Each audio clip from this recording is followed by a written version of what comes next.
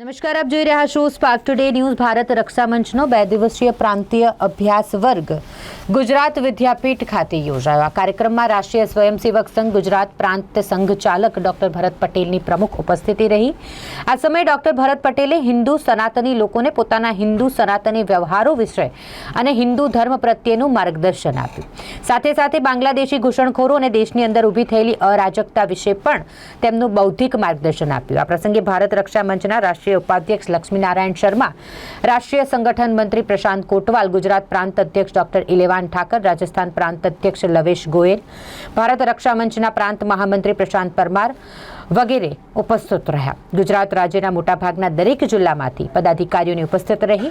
आ अभ्यास वर्गना समापन वखते राष्ट्रीय स्वयंसेवक संघना गुजरात राज्यना कार्यवाह शैलेष पटेलनी उपस्थिति रहेशे અને વર્તમાન સ્થિતિ વિશે અભ્યાસ વર્ગની અંદર માહિતી તેઓ રજૂ કરશે. ભારત દેશના દરેક રાજ્યમાં એનઆરસી અપડેટ થાય તેની માંગ અને ચિંતા અભ્યાસ વર્ગની અંદર કરવામાં આવીને ગુજરાત પ્રાંતના દરેક પદાધિકારીઓ અને રાજસ્થાન પ્રાંતના દરેક પદાર્થીઓ દ્વારા દેશની સરકારને આહવાન કરવામાં આવ્યું કે આખા દેશની અંદર એનઆરસી અપડેટ કરવામાં આવે.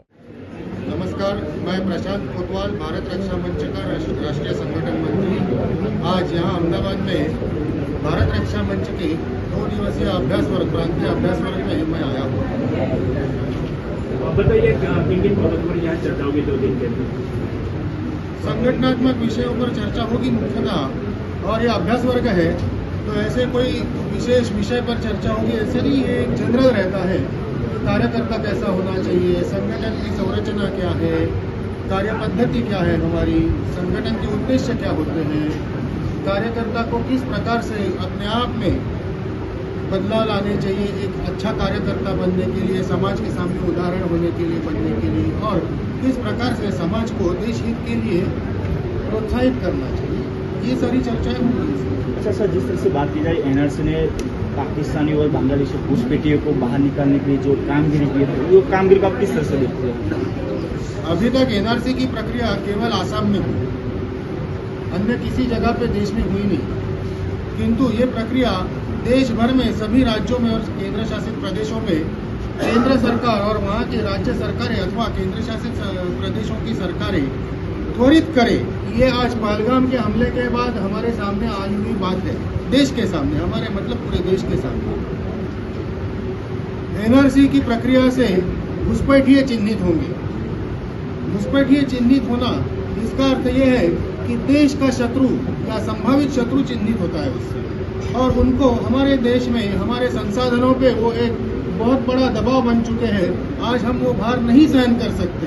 1971 में भी यही समस्या हुई थी, अगर आप लोगों को याद होगा तो भारत के सरकार द्वारा यही स्टेटमेंट दिया गया था. आज भी हम इसी स्थिति में हैं, तो हम नहीं सहन कर सकते, इसलिए उनको उनके देश भेजा जाए, ये हम सरकार से लगातार मांग कर रहे हैं.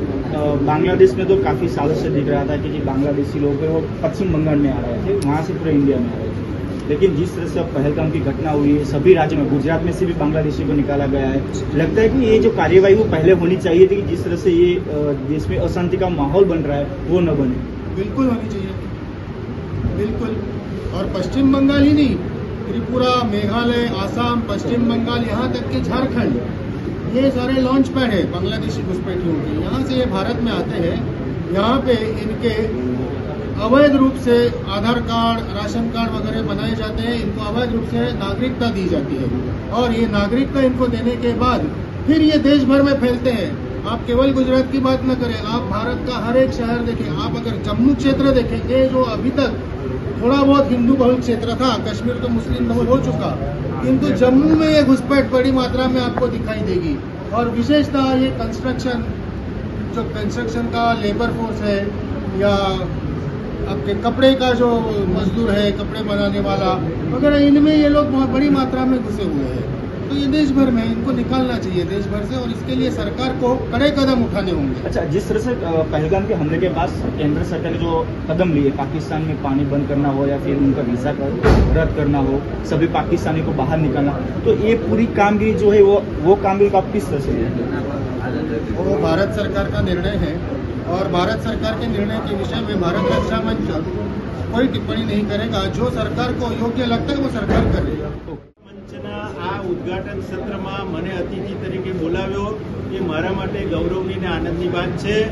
અને અહીં આવીને મને જે જાણવા મળ્યું કે ભારત રક્ષા મંચ દેશના અનેક પ્રકારના વિવિધ કામોની અંદર ચાહે એ સીએની વાત હોય, ચાહે બાંગ્લાદેશની ઘૂસણખોરી જેવો વિકટ પ્રશ્ન છે એની વાત હોય, કે ચાહે ગંગાની સફાઈની વાત હોય, એ બધી વાતની અંદર ભારત રક્ષા મંચ રાષ્ટ્રીય ઉદ્દેશ્યથી સક્રિય છે. એના કાર્યકર્તાઓ દરેક પ્રાંતમાં, આખા દેશના બધા જ પ્રાંતોની અંદર ભારત રક્ષા મંચનું કામ છે. એ આજે મને જાણવા મળ્યું, એ મારા માટે આનંદની વાત છે. અને આ પ્રકારે ભારત રક્ષા મંચનું કાર્ય એ દિન પ્રતિદિન વધતું જાય. અને આજે અભ્યાસ વર્ગમાં જે કાર્યકર્તાઓ આવ્યા છે, અહીંથી અભ્યાસ વર્ગના અંતે જે ભાથું મળ્યું એ લઈને પોતપોતાના ક્ષેત્રમાં જશે અને ત્યાં આગળ કામને ઓર ગતિથી વધારી અને આ રાષ્ટ્રહિતની અંદર પોતાનું યોગદાન આપશે અને સમાજને પણ એની સાથે જોડશે એવી હું આશા રાખું છું. અચ્છા સર, જે પ્રકારે પહેલગામની અંદર આતંકવાદી હુમલો થયો, પ્રવાસીઓને જે રીતે ક્રૂર હત્યા કરવામાં આવી, તો આ સમગ્ર મામલો ભારત રક્ષા મંચ કઈ રીતના જોઈ રહ્યો છે? કારણ કે જે પ્રકારે હું અતિથિ તરીકે આવ્યો. ઓકે.